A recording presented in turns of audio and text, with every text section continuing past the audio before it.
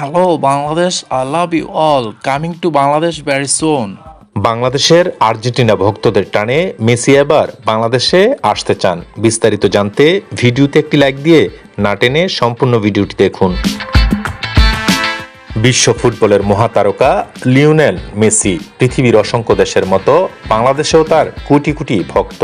বিশ্বকাপের সময় বাংলাদেশের প্রতিটি গ্রাম, শহর, অলিগলি, সাদ, মাঠ সবখানেই উঠতে দেখা যায় আর্জেন্টিনার আকাশী সাদা পতাকা। এই ভালোবাসার খবর বছরের পর বছর ধরে পৌঁছেছে মেসির কাছেও। এক সাক্ষাৎকারে মেসিকে জিজ্ঞেস করা হলো, আপনি কোন দেশের সবচেয়ে বেশি সমর্থনের কথা শুনেছেন? হেসে হেসে উত্তর দিলেন, বাংলাদেশ। আমি ভিডিওতে দেখেছি সেখানে মানুষ আমাকে পরিবারের একজন সদস্যের মতো ভালোবাসে। তাদের আবেগ আমাকে সত্যি স্পর্শ করেছে। একদিন আমি অবশ্যই বাংলাদেশে যেতে চাই। মেসির এই কথাটি মুহূর্তেই ছড়িয়ে পড়ে সামাজিক যোগাযোগ মাধ্যমে। আনন্দে আত্মহারা হয়ে ওঠেন বাংলাদেশের ফুটবল প্রেমীরা। চারদিক শুরু হয় উৎসবের আমেজ।